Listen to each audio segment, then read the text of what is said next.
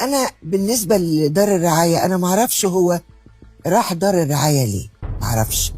عشان عايش لوحده، والنقيب اشرف زكي كان ضيف عندي هنا وقال لي ان هو وقع لوحده في البيت، فبيخبطوا عليه كانوا قلقانين جدا، فاتخذوا قرار ان هم ينقلوه افضل. ايوه يعني انا عارفه ان هو اقوى من كده شويه، لكن طبعا ما الوقعات دي ما حدش يقدر يتحكم فيها.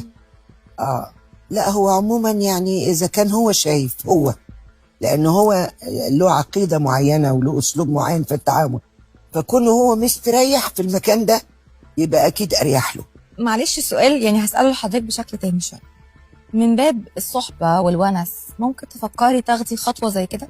لا لا لا يعني اتمنى طبعا لكل الموجودين في المكان ده انهم يبقوا مستريحين، بس ما يكونش مثلا حد من اهلهم ما بيظهرش ما يسالش عليهم. حضرتك عندك ولاد وبنات ما شاء أنا الله، عندي ربنا بنات يحفظهم لك يا رب. وانا حتى لو ولادي كل واحد شاف بيته وحياته انا برضو ممكن اعيش لوحدي، بس ما اروحش دار رعايه.